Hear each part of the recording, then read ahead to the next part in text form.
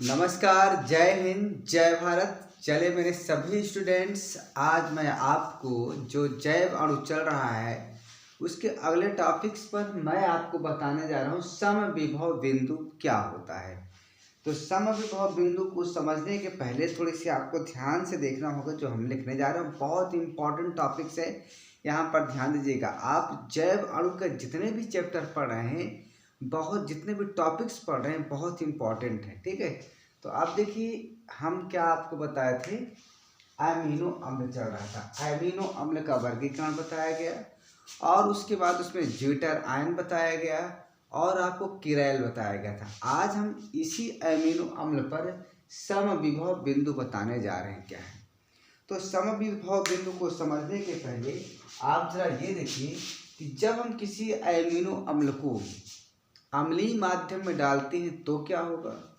जब किसी अमीनो अम्ल को हम क्षारीय माध्यम में डालेंगे तो क्या होगा। यदि अमीनो अम्ल को उदासीन माध्यम में डालते हैं तो क्या होगा। उस केसेस में क्या होता है, यही आज हम आपको बताने जा रहे हैं। आपको पता है कि जो अमीनो अम्ल होता है वो ज्यूटर आयन होता है, मतलब उसमें प्लस आवेश और माइनस आवेश दोनों होता है, अर्थात यह एक आंतरिक लवण की तरह कार्य करता है। तो आइए इसको देखते हैं क्या है। तो मान लीजिए हमारे पास कोई एक अमीनो अम्ल है, जिसको हम शो करते हैं इससे। मान R, यहाँ पर आपको CH कर दीजिए और यहाँ पर आप कर देंगे COOH कर दीजिए और यहाँ से आप बैलेंस बराबर करने के लिए NH डालिए। ये आपका अल्फा अमीनो अम्ल है, ठीक है। अब मुझे ये बताओ कि अगर अल्फा अमीनो अम्ल है अगर ये अल्फा अमीनो अम्ल है, इसको हम किसी अम्लीय माध्यम में डालते हैं तो क्या होता है। अम्लीय माध्यम में डालने का मतलब है कि उसमें प्रोटॉनों की संख्या ज़्यादा होगी, अर्थात H+ ज़्यादा होगा।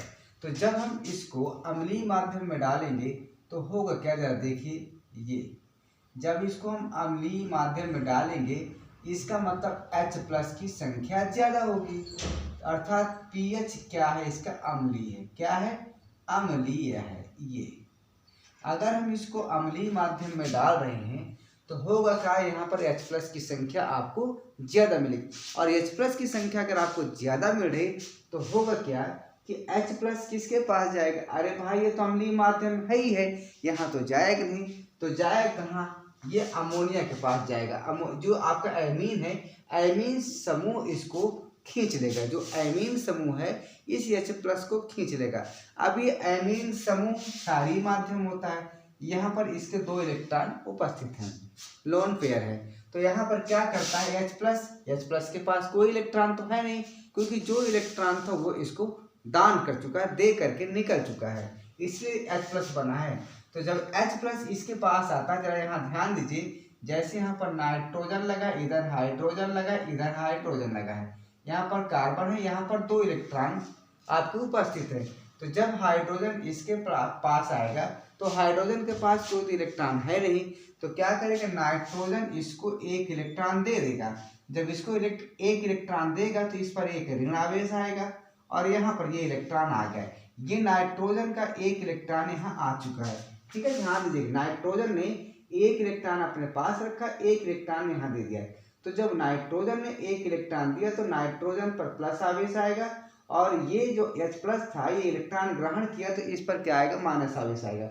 तो माइनस प्लस कैंसिल हो जाएगा और यहाँ पर ये बॉन्ड आपका बना लेगा, ठीक है। अब यहाँ पर नाइट्रोजन पर प्लस आवेश आएगा तो इसको हम सिंपली ऐसे लिख सकते हैं, क्या लिख सकते हैं, N और H2 कर देंगे और यहाँ पर प्लस कर देंगे, H3 कर देंगे, क्योंकि 2 तो पहले से था, 1 आ गया, अर्थात यहाँ पर नाइट्रोजन पर प्लस आवेश आएगा जब H+ इसके पास आएगा। तो यहाँ से हम इसको लिख सकते हैं, क्या लिखेंगे, जैसे ही यहाँ पर अम्लीय माध्यम में डालेंगे तो होगा क्या, यहाँ पर क्या है आपका, देखिए जरा, यहाँ पर R लिखिए, यहाँ पर CH लिखिए, यहाँ पर आप क्या करेंगे, आप N करिए, H3 करिए, यहाँ पर प्लस करिए, यहाँ पर COOH करिए। ये आपका हो चुका है, ठीक है। अब यहाँ ध्यान दीजिएगा, ध्यान आपको ये देना है कि यहाँ पर देखिए, यहाँ प्लस आवेश आ गया। अब अगर यहाँ पर प्लस आवेश आ गया तो मतलब ये जो आपका ये जो एमिनो अम्ल है इस पर प्लस आवेश आ चुका है। तो जब प्लस आवेश आएगा तो ये किधर भागेगा, ऋण प्लेट की ओर भागेगा, ऋण प्लेट की ओर जाकर के इकट्ठा हो जाएगा। अर्थात इसको हम लिख सकते हैं, क्या लिख सकते हैं कि यह जो है कैथोड की ओर गति करेगा। यह कैथोड की ओर गति करेगा, कैथोड की ओर गति करेगा। ये इतना हो गया। अब जरा सोचिए आप, अगर हम इस पर अगर हम इसी को जो है इसी को अगर हम क्या डाल दें, किसी ऐसे माध्यम में डाल दें, यहाँ R है, यहाँ पर CH है, यहाँ पर COOH है और यहाँ पर हम कर देंगे N और H2 कर दे लोन पेयर तो पहले से। अगर इसको हम ऐसे माध्यम में डाल दें जहाँ पर OH की संख्या अधिक है, अर्थात क्षारीय माध्यम में इसको डाल दें। किस माध्यम में, क्षारीय माध्यम, अर्थात जो इसका pH है वो आपका क्षारीय हो, क्या हो, क्षारीय हो। तो जब क्षारीय होगा तो इसमें क्या होगा कि OH की संख्या क्या होगी, ज्यादा होगी। OH की संख्या क्या होगी, ज्यादा होगी। हाइड्रोक्सिल आयन की संख्या ज्यादा होगी।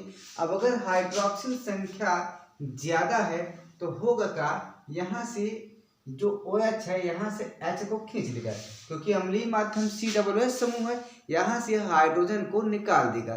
तो जब हाइड्रोजन निकल जाएगा प्लस के रूप में तो यहाँ पर क्या हो जाएगा भैया, यहाँ पर प्लस H प्लस के रूप में बाहर आएगा, H प्लस के रूप में यह बाहर आएगा ये, और यहाँ पर माइनस चार्ज आ जाएगा। तो बनेगा क्या, जो H प्लस है OH ये मिलकर H2O बनाकर निकल जाएगा और बचेगा क्या, देखिए R बचेगा आपके पास, CH बचेगा, यहाँ पर NH2 बचेगा, यहाँ पर COO माइनस और साथ में H2O बन गया है। अर्थात यहाँ पर देखिए जो अब ये आपका एमिनो अम्ल है इस पर माइनस आवेश आ गया। अब जब इस पर क्या आ गया, माइनस आवेश आ गया तो यह आपका जो है किधर भागेगा, धन प्लेट की ओर भागेगा। किधर भागेगा, धन प्लेट की ओर, अर्थात एनोड की ओर भागेगा। देखिए कैटायन और एनायन यहाँ पर अलग अलग बन रहे हैं, यहाँ पर धन आयन बन रहा था, यहाँ पर ऋण आयन बन रहा है। तो ये जो ऋण आयन होने के कारण ये किधर गति करेगा, ये एमिनो एसिड यह गति करेगा एनोड की ओर। यह किधर गति करेगा, एनोड की ओर, यानी एनोड की ओर अब ये गति करेगा, एनोड की ओर गति करेगा। इतना चीज समझ में आया। चलिए अब तीसरी पोजीशन देखिए। अब एक ऐसा हम माध्यम लेते हैं, एक ऐसा हम माध्यम लेंगे जो आपको उदासीन हो। क्या लेंगे, उदासीन माध्यम में। तो उदासीन माध्यम में क्या होगा भैया, जरा देखिए आप, अगर हम यहाँ से जो आपका ये है एमिनो एसिड है, यहाँ जरा लिखते हैं, यहाँ से R, यहाँ पर CH, यहाँ पर NH2, यहाँ पर आपका COOH है। यानी हमने इसको लिया ऐसे माध्यम में जो उदासीन होगा। तो जब उदासीन होगा तो यहाँ पर क्या होगा, H प्लस की संख्या भी होगी और OH माइनस की भी संख्या होगी। अर्थात यहाँ पर लिख सकते हैं pH बराबर उदासीन, pH बराबर हम लिख सकते हैं उदासीन। ये जब उदासीन हो गया तो होगा क्या कि यहाँ से दोनों केसेस में क्या होगा, दोनों केसेस में क्या होगा कि यहाँ से H प्लस को तो ये ग्रहण करेगा एमिनो समूह और प्लस बन जाएगा, और OH यहाँ से H को निकाल कर H2O में परिवर्तित हो जाएगा। अर्थात यहाँ पर माइनस आवेश आ जाएगा। तो ये कुछ इस प्रकार का स्ट्रक्चर यहाँ पर बनने जा रहा है। R CH COO माइनस में बनेगा और यहाँ पर बनेगा आपका NH3 और प्लस। ये केसेस हो रहा आपको देखिए। अब यहाँ पर देखिए, यहाँ पर प्लस भी आवेश है और यहाँ पर माइनस भी आवेश है। तो इस प्रकार से दोनों आवेश होने के कारण ना तो प्लस राड की तरफ जाएगा ना तो माइनस राड की ओर जाएगा, ना तो एनोड की ओर जाएगा और ना ही कैथोड की ओर जाएगा। इस केसेस में होगा क्या, ये अपनी जगह फिक्स रहेगा, अर्थात किसी भी इलेक्ट्रोड की ओर गति नहीं करेगा, किसी भी इलेक्ट्रोड की ओर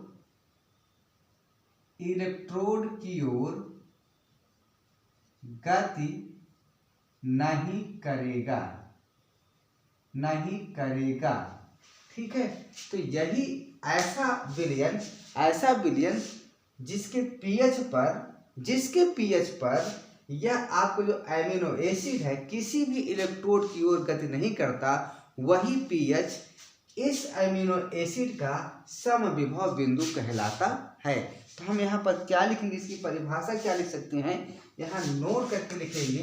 क्या लिखेंगे जरा देखिए, फटाफट देखिए क्या लिखेंगे। जब इसे अम्लीय माध्यम में रखते हैं तो यह कैथोड की ओर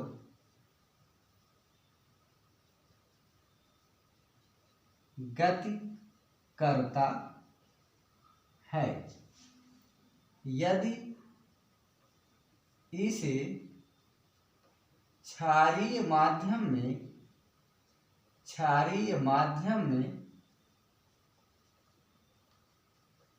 रखते हैं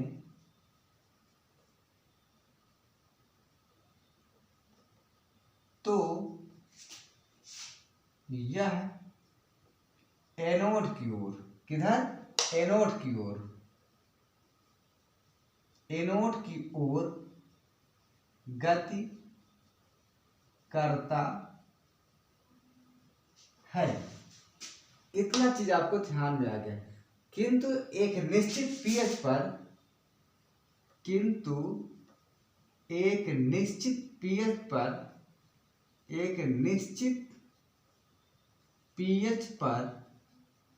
किस पर, एक निश्चित पीएच पर एमिनो एसिड का धनावेश व ऋणावेश संतुलित होता है। एमिनो एसिड का ऋणावेश और धनावेश संतुलित रहता है। यानी पहले क्या था, ऋणावेश, तो यहां लिख देंगे ऋणावेश व धनावेश संतुलित हो जाता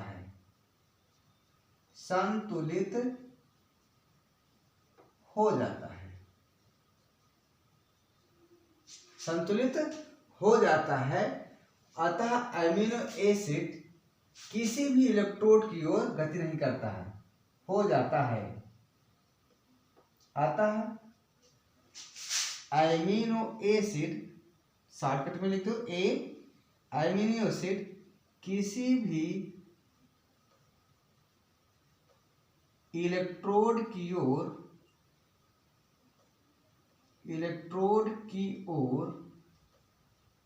गति नहीं करता है।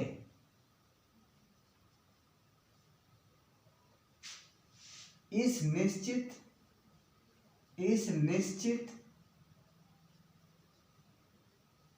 पीएच को हुई समविभव बिंदु कहते हैं। समविभव बिंदु कहते हैं। क्या नीचे तक दिखाई दे रहा है? मैं एक बार चेक कर लूं। हाँ, इस निश्चित पीएच को ही समविभव बिंदु कहते हैं। समविभव बिंदु कहते हैं। तो ये इसकी परिभाषा हो गई। आप इसको अच्छे से देख लीजिए, स्क्रीनशॉट लीजिए, नोट कर लीजिए। तो समविभव बिंदु क्या है? जब एमिनो एसिड को अम्लीय माध्यम में रखते हैं तो यहाँ पर प्लस आवेश आता है, और प्लस आवेश है तो आप ऋण प्लेट की ओर गति करेगा, अर्थात कैथोड की ओर गति करेगा। अगर क्षारीय माध्यम में रखते हैं तो ये पर क्या हो जाएगा? ऋण आवेश आ जाएगा, और ऋण आवेश आ जाएगा तो धन ध्रुव की ओर भागेगा, अर्थात एनोड की ओर गति करेगा, इकट्ठा हो जाएगा। लेकिन अगर एक ऐसा पीएच डाला जाए जहाँ पर H+ और OH दोनों मिल जाए, अर्थात उदासीन हो जाए, तो यहाँ पर क्या होगा? कि जो इस पर माइनस और प्लस आवेश आने के कारण यह किसी भी इलेक्ट्रोड की ओर गति नहीं करता। इसी निश्चित पीएच को क्या कहते हैं? समविभव बिंदु। अगर वीडियो अच्छा लगा हो तो लाइक जरूर करिए, शेयर जरूर कीजिए, सब्सक्राइब जरूर कीजिए। ये आपका अमीनो अम्ल से संबंधित चैप्टर खत्म हुआ। अब हम प्रोटीन के बारे में आपको अगला वीडियो अपलोड करेंगे। प्रोटीन क्या है, कहाँ पाए जाते हैं, किस प्रकार के होते हैं, और प्रोटीन की जो संरचना है, अल्फा हेलिक्स संरचना और बीटा संरचना जो भी हैं, इनको सब आपको बताएंगे। तब तक के लिए जय हिंद, जय भारत।